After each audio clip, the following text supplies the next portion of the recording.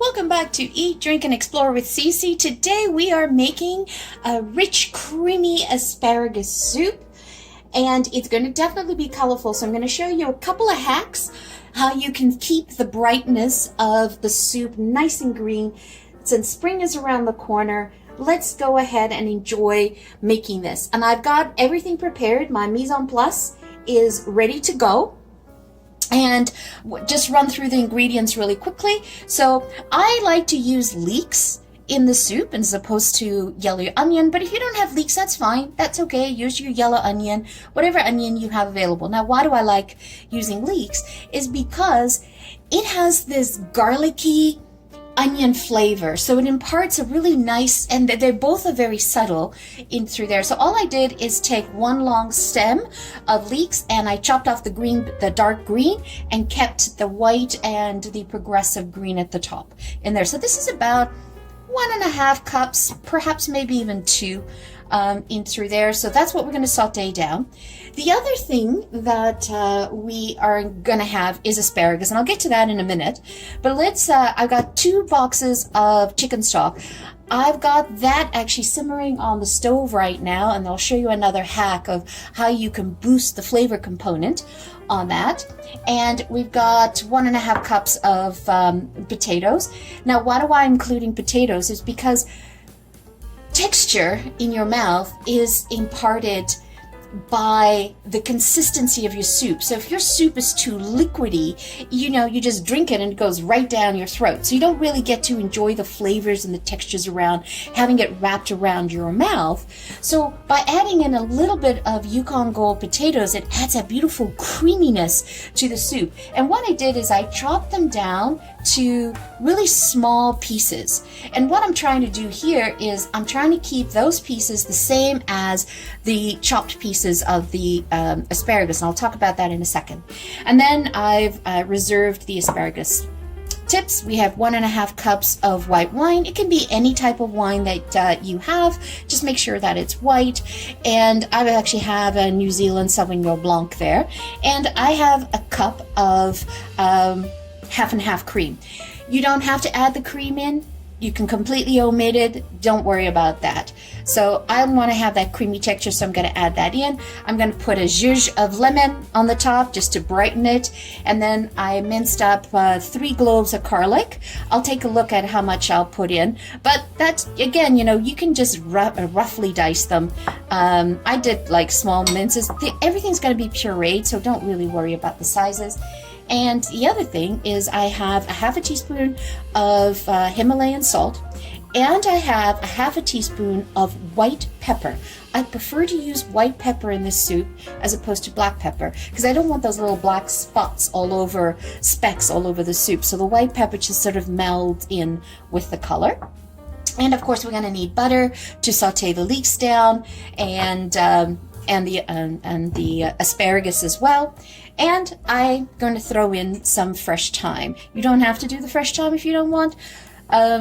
Throwing in the dry thyme, you get to see the specks along it. So I use the fresh, I just dump the whole thing in, and then I pull it right out, almost like a bouquet de garni in through there. Okay, so let's talk about asparagus. So the first thing is I want you to know the difference between a fresh asparagus and a so-so one and one that's over. So this one, if you can see here, is really good. See, the bud is extremely tight. It's all wrapped up nice and tight. That's a really, really fresh one. Then if we go to this one, you see how it's opened up in here? See how it's opened up? And that's okay. We can still use that. Not a problem. And then if you look at this one, it's starting to get a little kind of mushy at the top in there. Okay?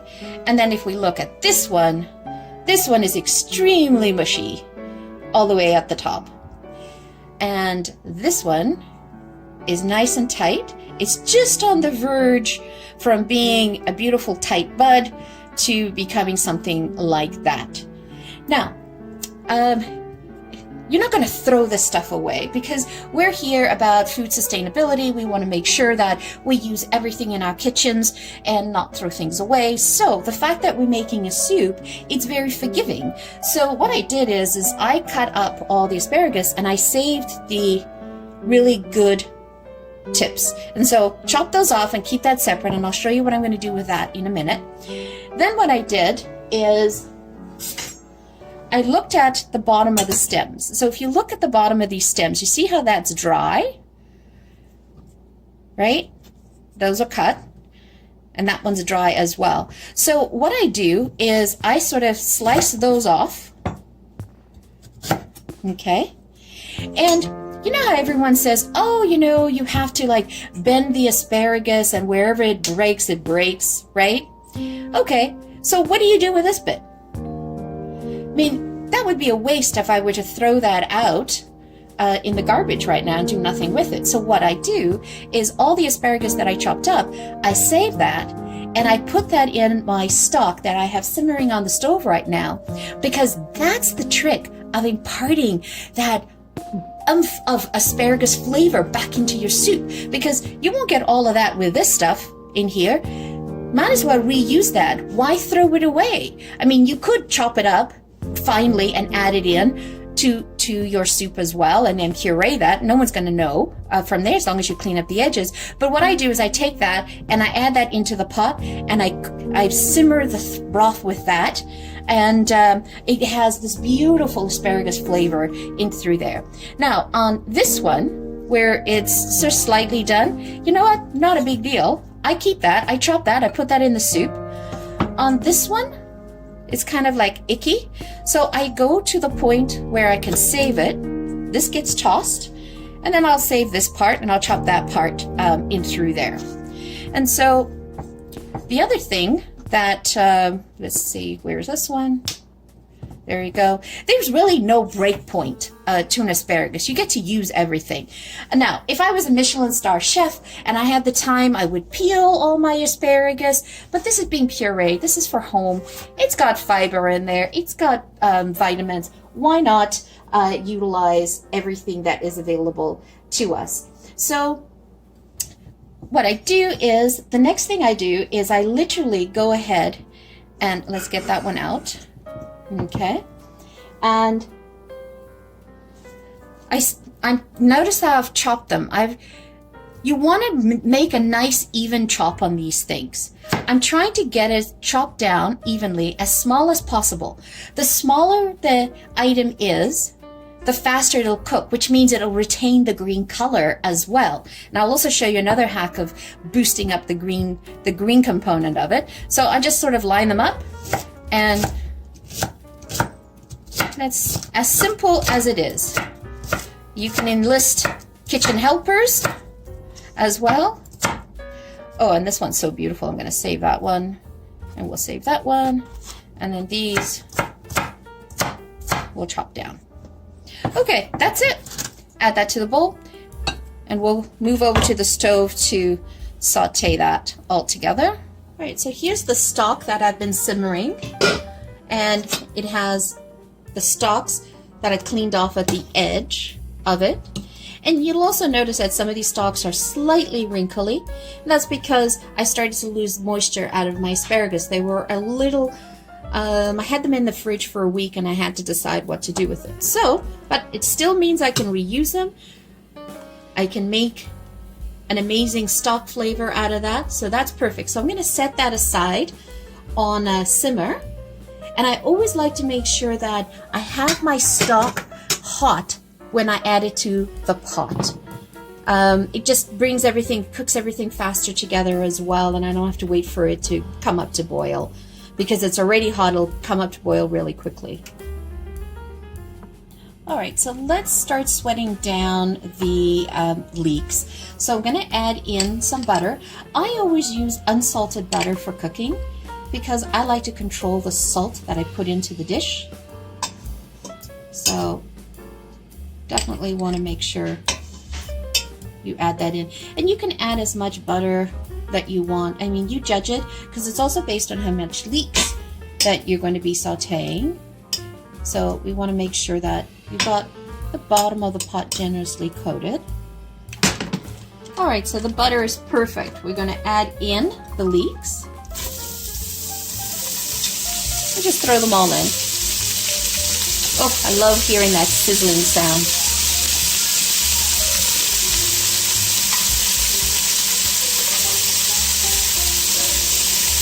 And just make sure you watch the temperature on your stove, that it's not too high or not too low, because you do not want to burn the leeks. So what we'd like to do right now is sweat them down. So just let them sweat. And then once I think they're sweated down enough, I'll add in the garlic. And I want to add in the garlic right now because I don't want to burn the garlic. And remember, you add the garlic in when you're about to add the liquid into the soup. This way, you can prevent from really burning your garlic and you get that nice garlicky aroma.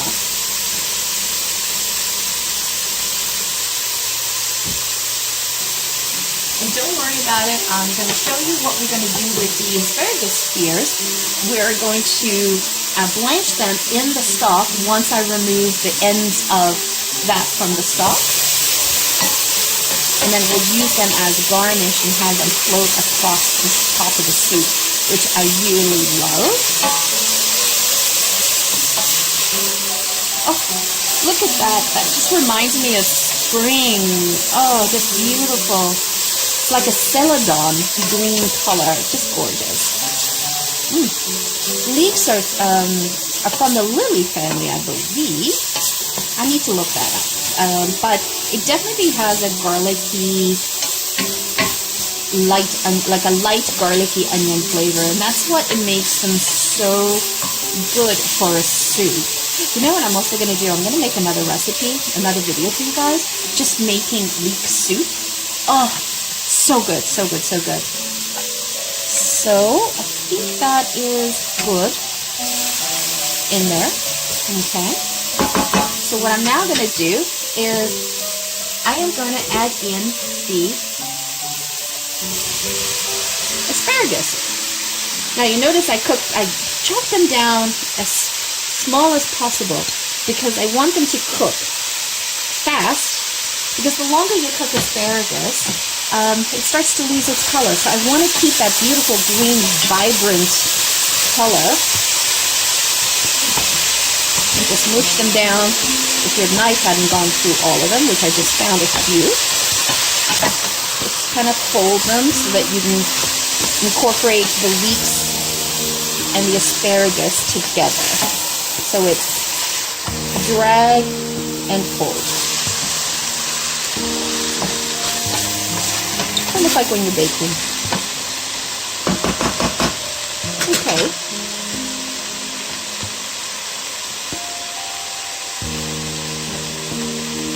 So we're using the entire spear of asparagus. It is rich. So let's talk about asparagus.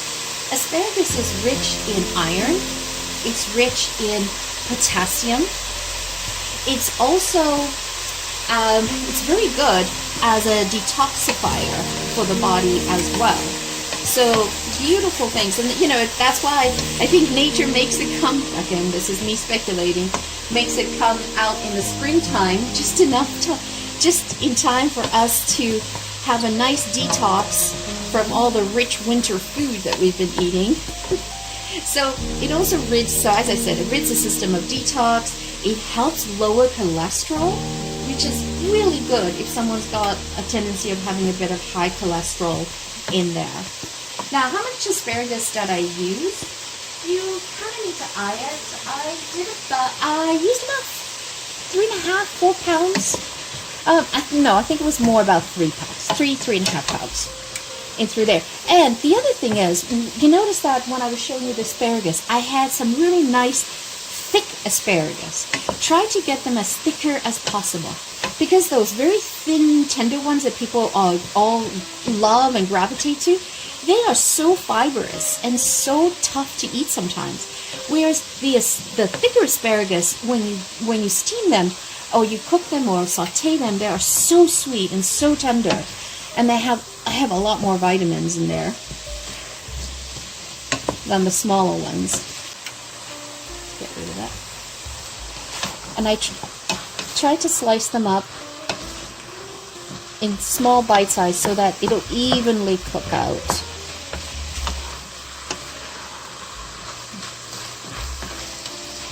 Okay.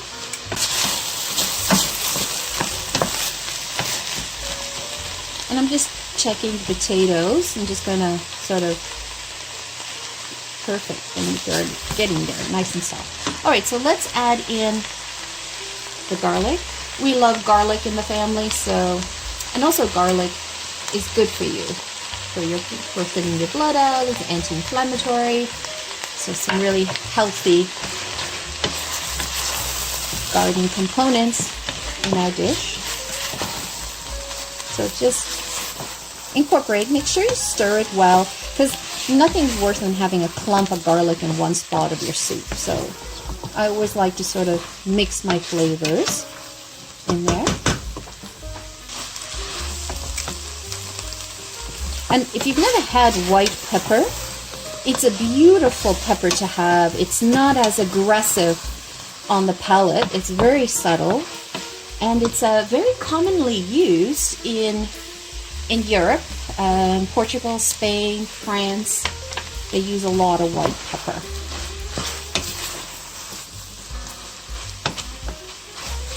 Great. So I'm just going to turn up my stove to 8 because I'm going to be adding in the liquid. And so the idea here is I want to add in the wine. And the wine will help me deglaze the bottom of the pot. Again, I put in half. It smells lovely. And the reason why I picked New Zealand Sauvignon Blanc for this soup is because the flavor components of New Zealand Sauvignon Blanc is asparagus. And it sort of goes really well together. Oh, lovely. Okay, and I made a little thyme bouquet de Garni, like a little, and I'm just going to add that to the pot. And so now I'm going to ladle in the stock. And remember I said that I like to have the stock simmering. I like it hot so that I'm introducing the same temperature of the liquid into the soup. I'm not putting hot, like something cold into a hot pan. It's a hot liquid. And the trick here is how much do you need? Okay, you need enough liquid, enough stock to cover your vegetables.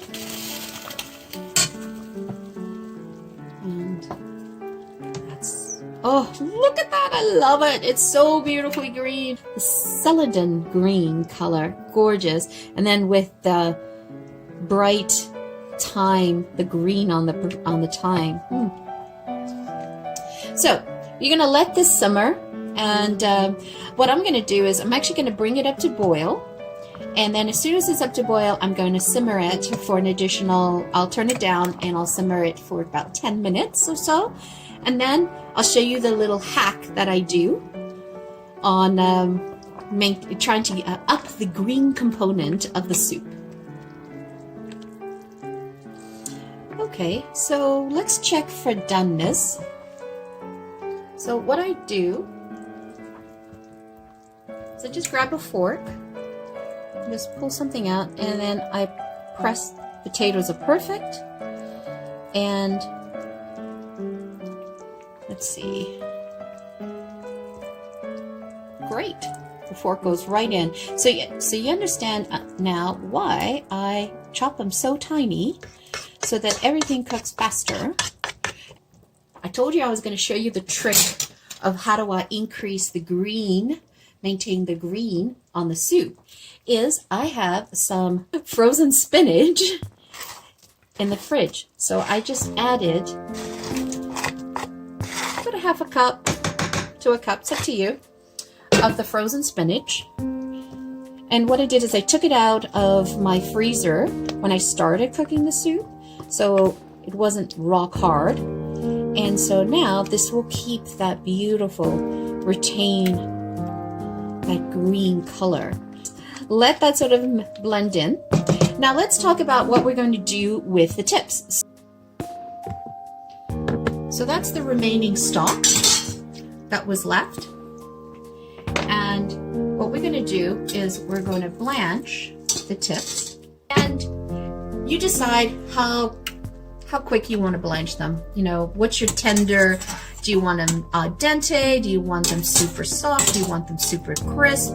It's up to you. So if you want them al dente, based on the size of my asparagus spear tips, I would say it's probably going to take me about 1.5 minutes to 2. And I have the stove up to about a 7. When you are ready to puree this, you could definitely use a blender. I think the better option is really getting and investing in a stick blender. It's so quick and so easy, less of a mess. You don't have to worry about having the blender explode on you. That happened to me once. That's why I ended up with a stick blender. Okay, so let's go ahead and do a quick puree with this, and then we'll look at the consistency of the soup, how thick, how thin it is, and we can adjust it. We can adjust it with the extra stock that I have left over that I'm blanching the asparagus tips in, and we can also thin it out a little bit with the cream. If you're not adding cream, add more chicken stock. See how nice and green it is? If I didn't add in the spinach, what would happen is it would be more yellowy, a yellowy green.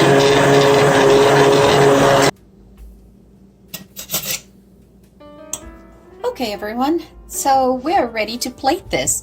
And what I did over here is I put the spears in an ice water bath, took it out, changed the paper towel at least twice, because it got soggy the first time, and then I put another one on top just so that it doesn't become waterlogged. So that's going to be part of our garnish. And what I thought we would do is actually make a Parmesan lemon cream to sit on the top. It's really quick to make. So what we're going to do is just add in a splash of whipping cream, just a splash. We're going to take a zest of a lemon, as much lemon as you want, it's up to you.